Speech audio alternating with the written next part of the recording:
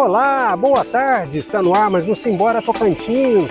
E essa semana nós vamos conhecer uma atleta tocantinense que representa o estado em competições nacionais e internacionais. E também os quadros Harmonia no Lar e os 3 pilares da saúde. É já já, não saia daí!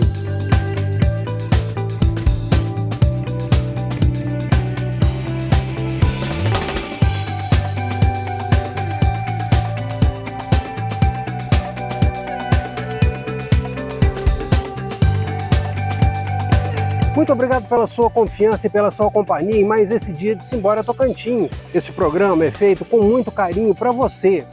E essa semana a gente foi conhecer uma atleta tocantinense que representa o estado em competições nacionais e internacionais.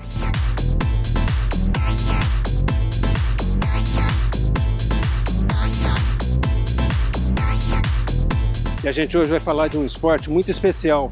Até então, ele era o esporte mais representado pelo público masculino, mas tem uma atleta tocantinense que vem desbravando esse terreno. Elmicy Duarte é bodybuilder. Ela representa o Tocantins em competições nacionais e internacionais. Tudo bom, Elmicy? Tudo bem. Opa, deixa eu parar aqui.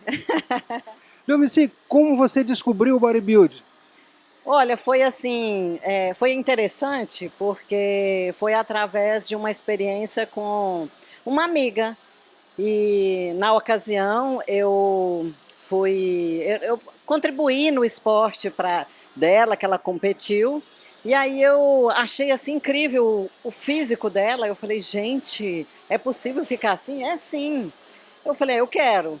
E aí comecei uma jornada, não em busca assim de competir, não. Eu queria evoluir o meu corpo. E aí eu comecei essa jornada de mudança de hábito. Primeira coisa, alimentação. Foi aí que eu comecei a transformar a minha alimentação, porque treinar, eu já treinava. Eu tenho 49 anos e eu treino desde os meus 15 anos de idade. Mas a alimentação foi quando eu virei a chave, já tem aí uns 5 anos, e foi meio que digamos que uma brincadeira. Essa amiga minha falou, é possível sim, você competir. Eu falei, gente, mas eu não posso, porque eu já estou velha. Naquela época eu tinha 45 anos, e aí eu falei, já não, então vamos experimentar. Eu queria viver o processo, porque as pessoas falavam que era difícil, que você tinha que ficar um período sem água, com água, sem carboidrato. Eu falei, eu quero viver essa experiência.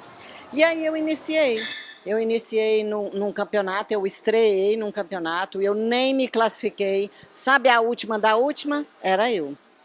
Mas eu amei o processo.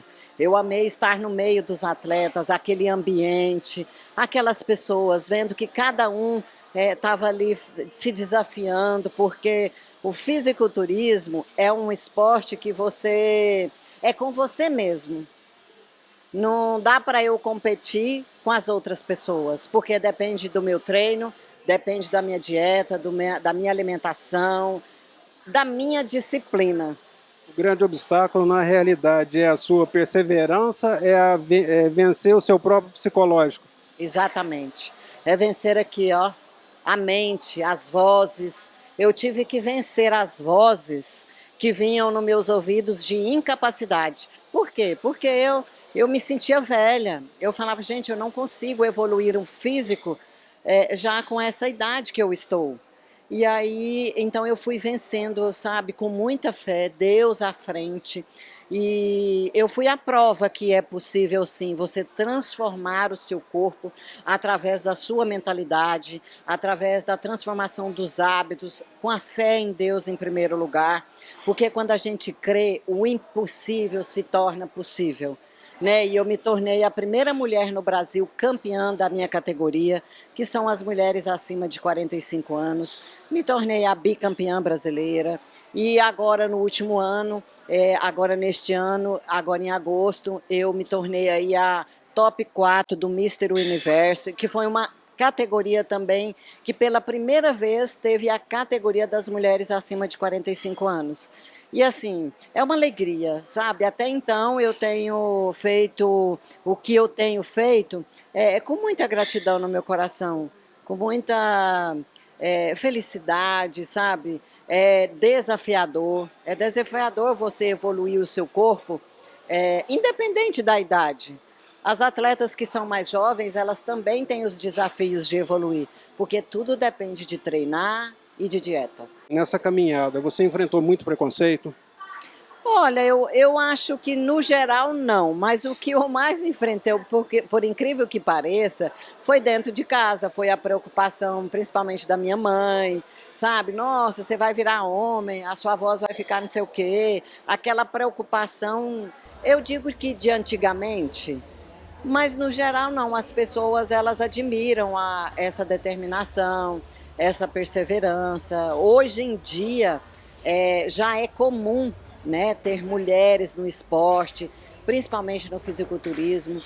Hoje faz parte até da longevidade da mulher, essa vida saudável, essa vida fitness, a busca de uma alimentação saudável, porque para você ser um bodybuilder, você tem que ter uma alimentação saudável, não tem outro jeito. Eu era uma pessoa que eu tinha, sim, os meus hábitos de tomar uma cerveja todo final de semana, e para quem pratica esse esporte, isso não dá certo. Eu não consigo construir os meus músculos alinhado com álcool, não dá certo. Então, e com essa transformação que eu tive na minha vida, eu consegui transformar os hábitos da minha família, dos meus filhos. Hoje eu já tenho um neto e eu digo que ele é fruto de uma geração transformada. Então, assim, só gratidão a Deus por me permitir viver, por me permitir praticar o esporte, por estar com grandes marcas. Hoje eu sou uma atleta patrocinada de uma grande marca de suplementos e isso, assim, eu só tenho que agradecer. Agradecer a todos aqueles que acreditam em mim, os meus parceiros, enfim, o meu esposo, a minha família, enfim, é só alegria. Então, na realidade, nessa virada de chave, foi uma virada de chave para a família toda. Com certeza. E assim, é incrível, porque os pais, eles são exemplo para os filhos, né? E assim, sem eu exigir nada, foi algo bem natural, através da minha transformação, da minha mudança de hábitos, os meus filhos, eles vieram como que diz, assim, na sequência, sabe? Hoje eles têm uma alimentação totalmente saudável, hoje eles fazem aí o curso de medicina, já estão lá estudando a nutrologia, enfim, adoram fazer musculação, adoram buscar aí a fisiologia humana, né, do corpo, como que funciona, eles fazem me ajudar. O meu esposo, ele já era um triatleta, então ele já tinha hábitos saudáveis, só que hoje é mais, né? De vez em quando ele também tomava uma cervejinha, ele já não toma mais. Então, assim, a nossa alimentação, ontem mesmo à noite nós estávamos jantando, e aí frango, legumes e ali um carboidrato saudável, e aí ele falou, como que as pessoas não conseguem comer isso aqui? E eu falei, uau, meu bem, é exatamente isso, sabe? É você transformar ali o hábito saudável, não só da minha vida, mas da família toda. E isso é muito gratificante. É extraordinário. A gente vê outros bodybuilders durante o treinamento, eles têm uma exigência de super ingestão de proteína e uma série de coisas. É complicado manter essa dieta, é caro, como funciona isso? Olha, o atleta de fisiculturismo, cada um tem a sua particularidade. E aí cada um tem o seu protocolo. Alguns atletas, há ingestão maior de proteínas e menos carboidrato. Então, assim, é desafiador, né? Não é fácil. E também tem a questão da ingestão de muita água ali quando estiver próximo aos campeonatos. Você ingere lá uma quantidade grande de água para você hiperidratar o corpo e depois desidratar. Você sobe no palco. Por que nós subimos no palco tão seca daquele jeito? Porque é um corpo desidratado.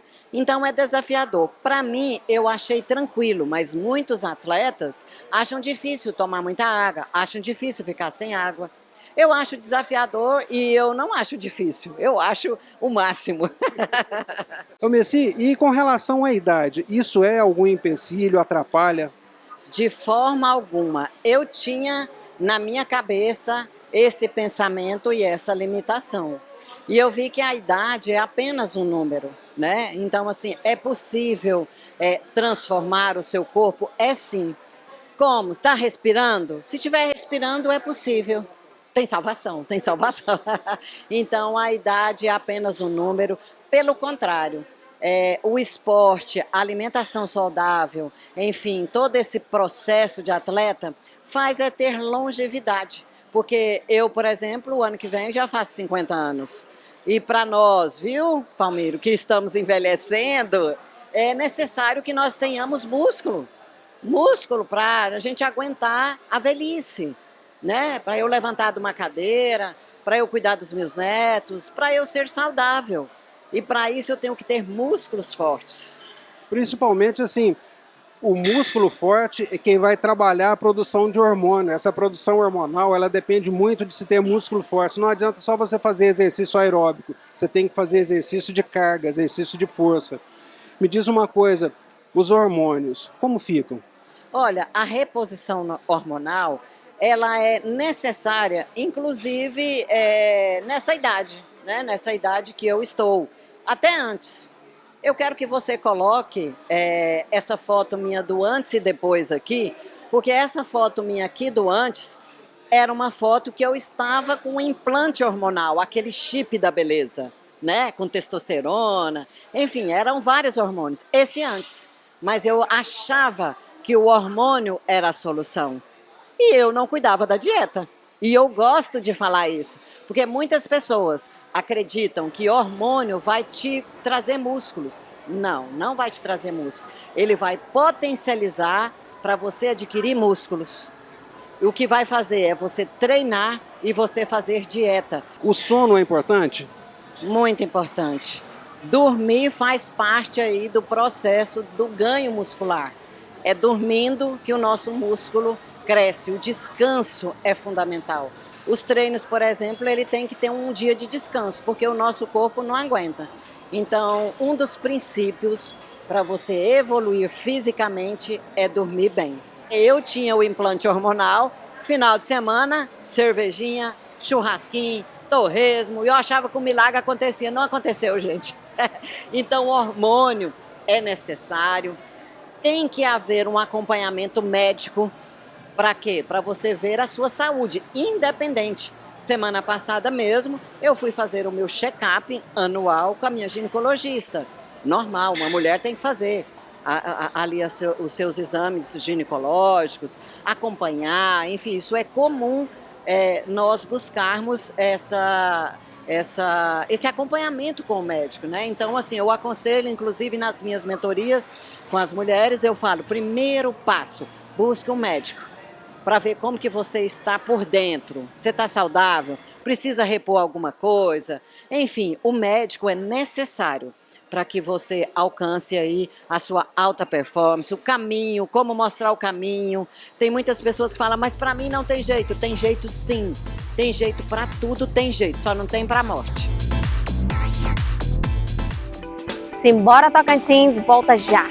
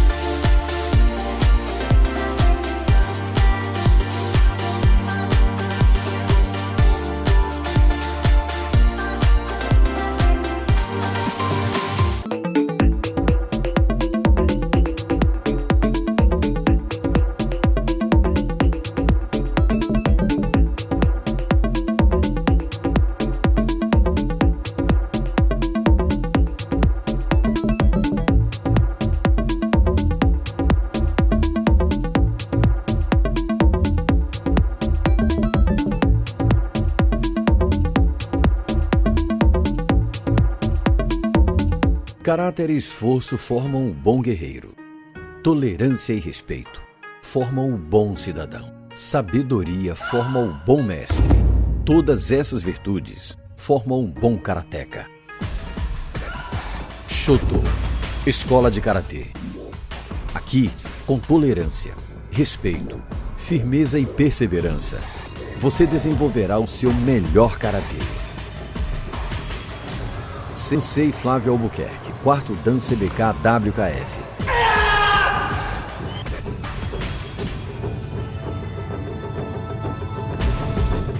Shoto Escola de Karatê, a Casa do Guerreiro.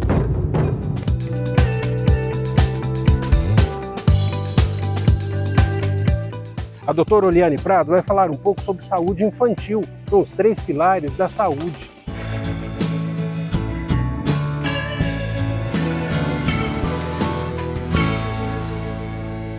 Olá pessoal, estamos aqui mais uma vez e hoje nós vamos falar sobre a saúde das crianças.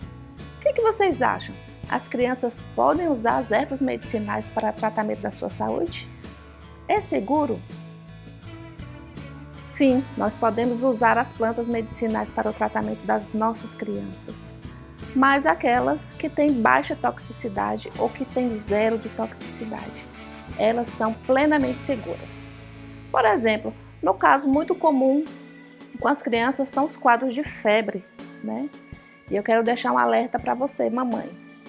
A febre é um sinal positivo do corpo dos nossos filhos, das pessoas. Por quê? Sinal que ele está respondendo àquele vírus ou àquela bactéria e nós não devemos imediatamente medicar as nossas crianças. Devemos esperar essa evolução dessa febre e deixar o corpo reagir. Então uma febre de 37 está ok, de 37,5 está ok, de 38, 38,5, pode ficar tranquila que a criança não vai derreter. E quando a febre se eleva mais, a gente pode entrar com uma erva muito conhecida e muito popular. Muitas vezes está no quintal de casa, que é o picão preto. O picão preto tem propriedades anti-inflamatórias, antitérmicas, antioxidante e a gente poderia passar um programa todinho falando do picão preto. Mas o nosso foco hoje são as afecções das crianças. Inclusive, o picão preto ele é muito utilizado também em forma de banho para icterícia, aquele amarelão que dá nas crianças, muitas crianças ao nascer, né? Que é aquele acúmulo da bilirrubina no sangue. E tem estudos hoje que já comprovam se a gente associar o chá com o banho, a resposta é bem melhor. Temos outras afecções também e eu quero trazer para vocês aqui aquela fase da criança que é muito delicada, que ela fica chorosa, que quando o seu intestino ainda está imaturo, que ela tem muitos gases. E nós podemos usar uma planta também bastante comum, chamada gervão. O gervão ele estimula o aparelho gastrointestinal da criança, favorecendo a liberação dos gases e minimizando aquelas cólicas que tanto incomodam as nossas crianças. E tem aquela outra fase também, né? Que é quando o dentinho começa a aparecer. E a criança também fica mais uma vez muito irritada, chorosa, né? Coçando a gengiva. E o que nós, papais e mamães, podemos fazer para ajudar as nossas crianças? Podemos oferecer para eles um chazinho de camomila e erva baleeira, que são potentes anti-inflamatórios. Podemos fazer o seguinte, fazer um chazinho um pouquinho mais forte, não para ofertar à criança, mas para embebecer ali uma gaze no chazinho gelado e massagear essa gengivinha da criança, que vai trazer bastante conforto e a camomila todo mundo sabe que também é calmante. Então podemos também dar um pouquinho do chá de camomila para a criança, tá? E a depender da idade da criança, se ela for muito pequenininha, a gente põe um chazinho no conta-gota e vai botando no cantinho da boca da criança ao longo do dia, sempre observando com cuidado. Outra afecção bastante comum para as crianças é a dermatite atópica, aquelas lesões na pele que aparecem. E muitas mães acham que está faltando hidratação na pele do seu bebê e passam então um monte de creme hidratante que muitas vezes tem muitos componentes químicos. E nós temos uma forma natural de ajudar os nossos bebês. Podemos dar um chazinho de açafrão, erva de Santa Luzia e saião. E podemos também preparar aquela banheira com aroeira vermelha, erva baleeira, ipê roxo e deixar ela brincar à vontade nesta banheira. E após o banho, podemos tirar o gel da babosa e passar na pele do bebê, que tem uma ação hidratante e cicatrizante. Eu quero deixar aqui para vocês, pessoal, que todas essas informações são oriundas de pesquisas científicas. Então, procure sempre buscar o conhecimento das plantas medicinais. E se você ainda tiver alguma dúvida ou insegurança, procure um profissional habilitado nesta área de plantas medicinais. Deixo aqui o meu muito obrigado. Espero ter contribuído com a saúde da sua família e dos seus filhos. Muito obrigada e que Deus os abençoe.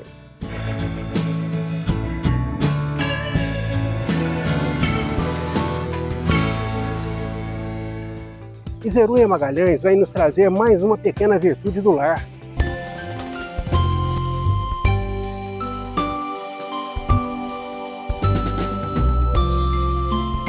Tudo bem com vocês? Como estão? Estão gostando aí de aprender sobre as virtudes do lar? Relembrarmos, né? Muitas dessas virtudes são ensinamentos que nós trazemos de berço, que nós ouvimos dos nossos pais, dos nossos avós. E é bom ter essa síntese, né? Para que a gente relembre, veja o que a gente está conseguindo colocar em prática, o que não, o que é mais urgente no nosso lar, né? Hoje nós vamos falar sobre a pequena virtude da economia. Não é Zeruia, mas fazer economia nesse tempo que está tão difícil, é difícil até conseguir o dinheiro do mínimo, de comprar as coisas de casa, eu vou fazer economia como? Nós não estamos falando aqui dessa economia de juntar dinheiro, colocar no banco rendendo a juros, fazer aí o pé de meia, né, que se fala. Nós estamos falando de um esforço concentrado, uma atenção concentrada e não permitir que se desperdice nada dos bens de que nós dispomos. Essa é uma virtude porque exige esforço e é uma virtude muito importante. Sabe quem nos ensinou essa virtude? O próprio Cristo. Tem um episódio marcante que as Escrituras narram da primeira multiplicação de pães que teve. Era uma multidão de 5.000 homens, eles contavam pelos homens, né? Então a gente imagina a quantidade que tinha, considerando mulheres e crianças. Que eles tinham se afastado, né, de suas casas, de sua cidade, estavam ali no campo, ouvindo Jesus durante todo o dia. E Jesus não quis despedi-los com fome, né? Para o trajeto de volta. Não tinham ali aldeias com restaurantes, situações, lugares onde eles pudessem adquirir comida. Então Jesus ordenou que se sentassem, né? Orientou os discípulos. Todos se sentaram em grupos de 100, em grupos de 50. E ele então pegou o que lhe ofereceram, que foram 5 pães e 2 peixinhos, né? Esses 5 pães e 2 peixinhos ele começou a partir e distribuir, e o pão simplesmente não acabava porque estava se multiplicando. E todos que estavam ali comeram e se fartaram. Aí a gente pensa, a gente facilmente desperdiça aqueles bens que a gente consegue sem muito esforço, né? Mas o que Jesus fez? Ao final, ele ordenou aos seus discípulos, vão e recolham tudo o que sobrou, tudo que sobejou. Então a gente pensa aqui, pensa na comida para alimentar 5.000 homens, fora as mulheres e crianças, mas aí com certeza a provisão que alguém fez para levar no caminho de volta para casa, né, para se alimentar. E aí a gente pensa em tudo que restou no chão ali, que seria desperdiçado, né? Aquilo que as pessoas não quiseram. Quando os discípulos recolheram, deu 12 cestos de alimentos, os discípulos eram 12. Então, com certeza, aquilo ali era uma provisão que daria o almoço, a refeição do dia seguinte, né? Para aqueles discípulos e para Jesus. O que Jesus prova com isso? Ele prova que nós precisamos honrar aquilo que chega às nossas mãos, não importa de que forma chega. Nós não podemos desperdiçar. Não é porque não houve ali um esforço de trabalhar para comprar aquele pão que sobrou que nós iríamos deixá-lo no chão. E isso é um ensino, gente, quase tão interessante, quase tão importante, maravilhoso quanto a própria multiplicação. Jesus nos ensina a cuidar daquilo que nos é dado. E o que nos é dado? Alimentos, roupas, energia, saúde, né? Itens, objetos, decoração de casa, material escolar, material de trabalho. Nós temos muitos objetos que nos cercam, muitos bens que nos cercam, que nos é dado e que nós precisamos administrar da melhor forma possível. Um dos grandes objetivos de nós fazermos essa economia, em primeiro lugar, é para honrarmos o valor que ela tem, porque os bens, os objetos que nos cercam, eles têm valor, gente, de suor humano, de tempo humano, de trabalho humano.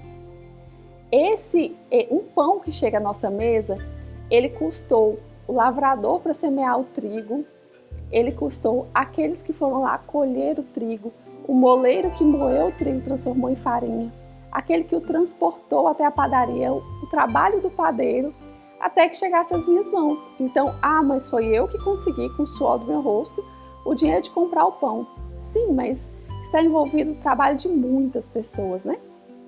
Então, nós precisamos considerar isso, considerar que o dinheiro tem esse valor e economizarmos.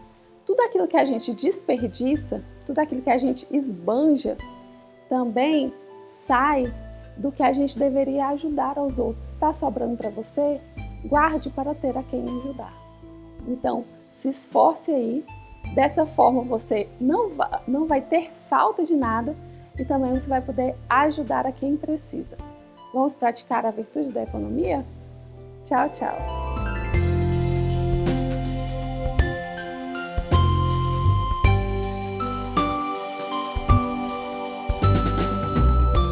E chega ao final de mais um Simbora Tocantins. Até a semana que vem, se Deus assim nos permitir. Tchau, fiquem com Deus!